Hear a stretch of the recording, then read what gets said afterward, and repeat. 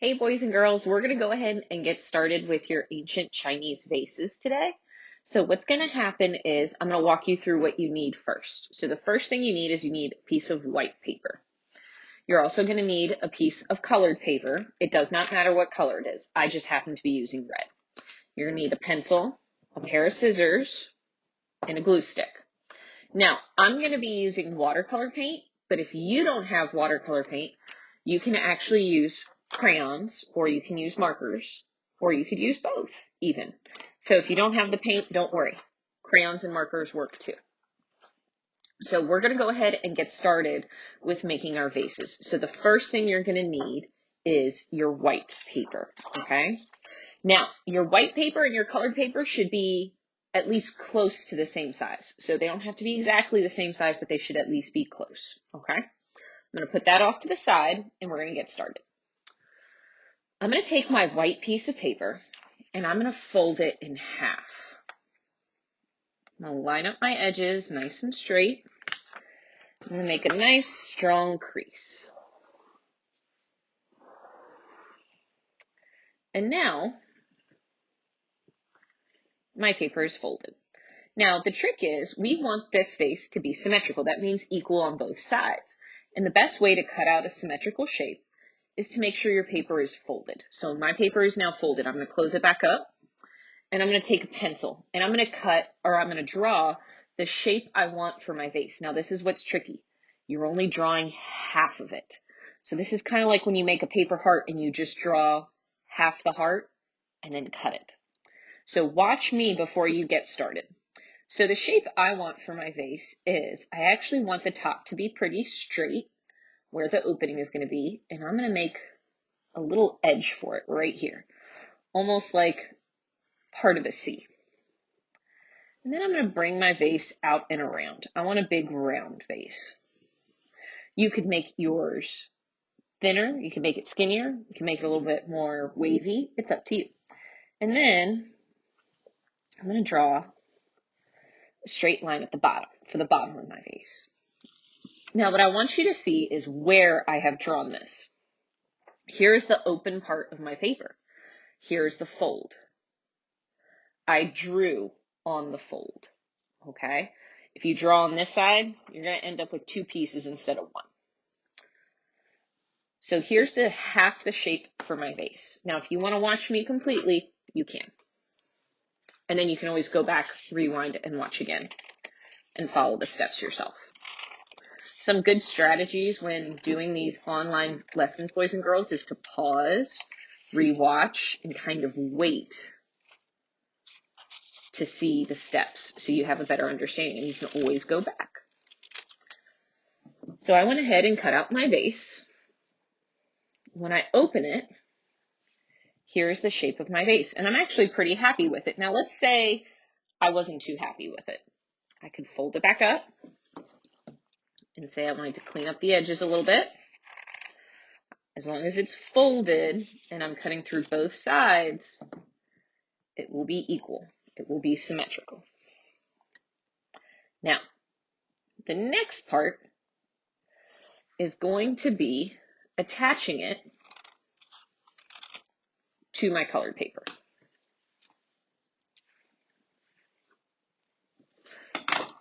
So I'm going to take my colored paper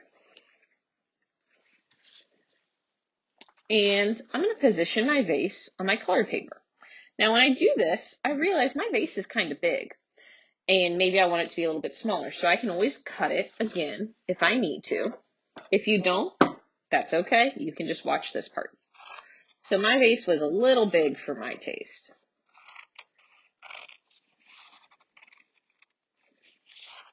And I'm going to just give it like a little haircut almost. When I put it back down, I'm pretty happy with it. Now my pencil marks are on the back because I don't want to see those. So this fits nicely on my paper. And not only that, it gives me enough room to where if I want to add some flowers, I can, which is great. So before I glue it, I'm actually going to draw my designs. So I just wanted to make sure it fit on the paper. So I can actually go ahead and start painting my designs, or I can actually draw them out first. So I'm going to take my pencil and very lightly, I'm not pressing too hard because I don't want it to show through my paint. I'm going to draw a design on my vase. Now, if you need some help getting some inspiration for what your designs might look like, you can look at the slides that were before the video. They show you some really nice patterns you can use. And I can use things that are as simple as spirals,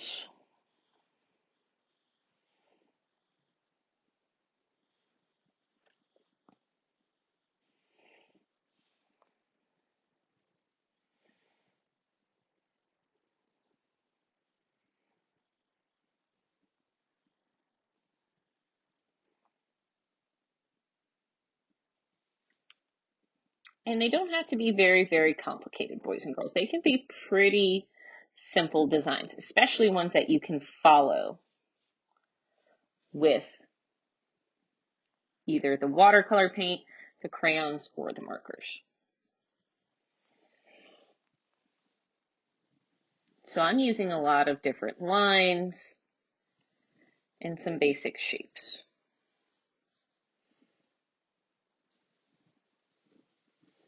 I'm even going to add an oval to the center. And I'm trying to keep my design symmetrical. Symmetrical means equal on both sides. So I have two spirals. The line and the oval falls in the center. When I'm happy with my design, I can go ahead and start adding paint. Now, traditionally, a lot of Chinese vases were painted with blue, and they were painted with dark blue. So what I'm going to do is I'm going to get out my paint. Now, if you don't have paint, that's okay, because you can use a marker, you can use a crayon, and I'll actually show you how to use those too. So even if right now you're like, well, I don't have the paint, that's okay. Stick with the video, because in a moment I'll show you how to use those other materials too, in case you have those.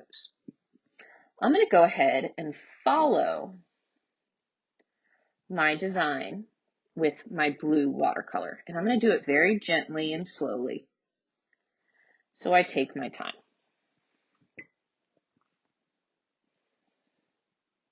Now, if you don't fall right on the line, that's okay, because what you can do later is you can actually erase your pencil marks and no one will even know they were there. So this I would continue if I was just using paint. But let's say I'm not just using paint. Let's say you're using markers or crayons. So let me put this away for a minute. If you have paint and you want to keep painting, go right ahead. But for my friends that might not have watercolors at home, you can watch this part. If I wanted to use a marker, I would go ahead and start tracing my design with marker. Now, let's say you do have paint and you do have markers and you do have crayons and you wanted to use all three, go for it. This is completely yours, so you can mix up your mediums. You can mix up your supplies a little bit. So for a marker, I could follow along my pencil lines with my marker.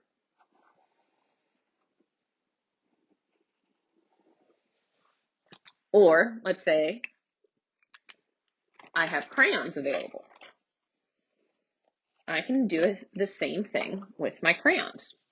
And like I said before, if you really want to, boys and girls, you could actually mix up all three. You could do certain parts with one supply and certain parts with a different supply. And that is up to you. And I'm going to go ahead and follow my design with my crayon, if that is what I have. Now, I can add other parts to my design as well. Let's say I go back and I'm like, oh, I want to color in this part with the crayon, or I want to add an extra detail over here. That is completely up to you. So let's say the design part is done. And I actually kind of like the way this looks with all the different things on there. Now remember, you can just stick with one if you want to. You don't have to use all of them. That was just in case somebody didn't have one of the supplies. So the next part is this. You are going to go ahead and take an eraser and clean up your design. Now, if you use paint, you're going to want to give this an extra minute or two to dry. So make sure if you used paint, you're letting it dry a bit before you start doing this. I'm going to go ahead and clean up my drawing by erasing any of the pencil marks that are still left. So that way, when I attach it, it looks nice and neat. So once my pencil marks are erased, I'm going to go ahead and take my colored paper, and I'm going to attach this to my colored paper. I'm going to flip it over. I'm going to take my glue stick, and a glue stick works best for this. If you don't have a glue stick, you could use a glue bottle. And I'm going to start with the perimeter of my vase first when I glue it down. The perimeter is the outer edge, boys and girls. So I'm going to start with the perimeter, and then I'm going to do the area on the inside. Do a couple of strokes. Make sure you lower that glue stick so it doesn't get smushed by the top.